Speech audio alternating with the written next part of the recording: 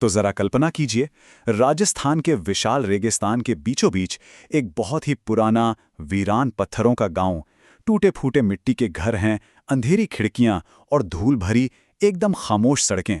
सच कहूं तो ये सिर्फ एक जगह नहीं है, ये अपने आप में एक बहुत बड़ी पहेली है। आज के हमारे इस खास विश्लेषण में हम इसी खौफनाक और रहस्यमयी मामले की तह तक जाने वाले हैं। The midnight files, case number 408, Kuldhara का रहस्य। यहां कोई फिर कभी नहीं बस पाएगा।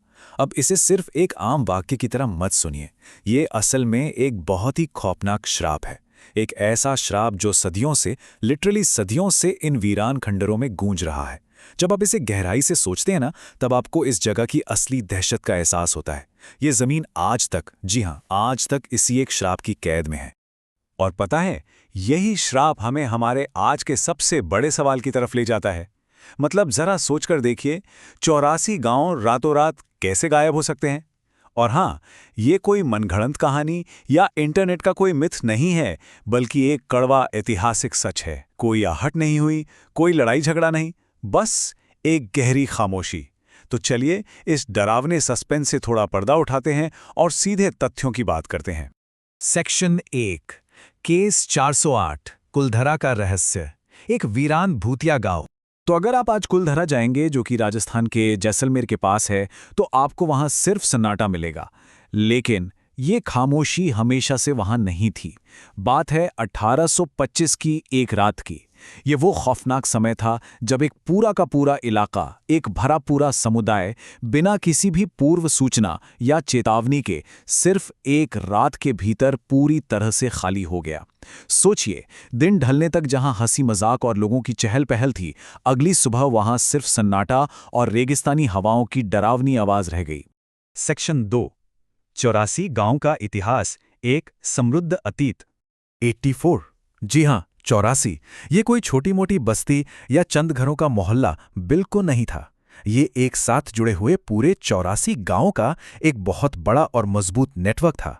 एक ऐसी रियासत जहां हजारों लोग एक दूसरे के साथ रहते थे।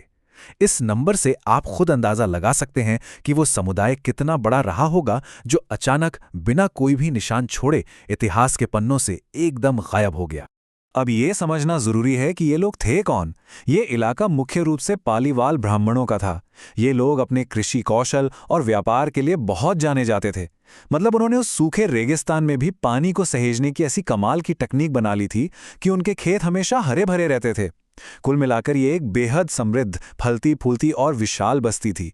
अब आप ही सोचिए, उनके इस खुशहाल जिंदगी और उनके अचानक रातों रात गायब हो जाने के बीच का ये फासला सच में कितना हैरान करने वाला है। सेक्शन 3, दीवान सालिम सिंह का आतंक, विनाश का कारण। तो फिर ऐसा हुआ क्या? ऐतिहासिक दस्तावेजों और वहां की लोकल कहानियों की माने तो इस पूरी त्रासदी के पीछे एक बहुत ही भयानक चुनाव था। एक तरफ थी गांव की मर्यादा और दूसरी तरफ था रियासत का एक बेहद क्रूर और शक्तिशाली दीवान, सालिम सिंह। कहा जाता है कि दीवान की नज़र गांव की एक लड़की पर पड़ गई थी और वो उसे जबरन अपने साथ ले जाना चाहता था। उसने सीधी धमकी दे डाली कि अगर अगली सुबह तक लड़की उसे नहीं मिली तो वो पूरे गांव में कत्लेआम मचा देगा। अब गांव वालों के सामने एक ऐसा धर्म संकट था कि या तो अपना सम्मान खो दें या फिर अपना सब कुछ पीछे छोड़ दें। सेक्शन 4, रातों रात गायब होना, आधी रात का पलायन। और उन्होंने जो फैसला लिया वो बहुत ही भावुक और खौफनाक था। पहला कदम, उन्होंने अपने घरों को बिल्कुल वैसा ही छोड़ दिया। चूल्हे पे खाना रखा था तो रखा रहने दिया। संदूक में कपड़े, पीढ़ियों की यादें, उन्होंने कुछ भी नहीं समेटा। दूसरा कदम, वो सीधे उस घुप अंधेरे रेगिस्तान में निकल गए। जरा उस दृश्य की कल्पना कीजिए जब हजारों लोग भारी मन से अपने ही घरों को आखिरी बार देख रहे होंगे। और तीसरा, जो सबसे बड़ा रहस्य है, उन्होंने कभी किसी को भी अपनी मंजिल नहीं बताई। एक ही रात में सब कुछ खामोश। ये दिखाता है कि वो लोग अपने स्वाभिमान के लिए किस हद तक जा सकते थे। सेक्शन 5, एक श्रापित गांव, पीछे छोड़ी गई एक डरावनी विरासत। लेकिन कहानी यहां खत्म नहीं होती। भागते हुए गांव वालों ने इस जमीन को छोड़ने से पहले एक आखिरी काम किया। उन्होंने कहा, यहां कोई फिर कभी नहीं बस पाएगा। ये उनका श्राप था। अपने मरते दम तक उन्होंने इस जमीन को श्राप दिया। और मजे की बात, या कहूं डरावनी बात यह है कि ये कोई मामूली श्राप नहीं है। ये आज तक नहीं टूटा है। सदियां बीत गईं, पर इस वीरान जमीन पर आज तक कोई इंसान दोबारा अपना घर नहीं बसा पाया। कहते हैं जो भी यहाँ रहने आया वो किसी न किसी भयानक हादसे का ही शिकार हुआ। सेक्शन 6 आज एक अनसुलझा रहस्य, पैरानॉर्मल दावे। और आज जब हम इस ठंडे वीरान इलाके को देखते हैं तो सरकार भी इसे आधिकारिक तौर पर एक मिस्ट्री साइट मानती है। जो लोग रात के अंधेरे में इन खंडरों में जाने की हिम्मत करते हैं ना, उनके अनुभव सच में रोंगटे खड़े कर देने वाले होते हैं। कोई कहता है कि उसे सुनसान रास्तों पर अजीब सी कदमों की आहट सुनाई दी, किसी को अंधेरे घरों से बच्चों के रोने की आवाजें आती हैं, कुछ लोगों ने रहस्यमयी परछाइयां देखने का दावा किया है, और सबसे डरावना, अचानक से कंधे पर किसी ठंडे हाथ का एहसास होना।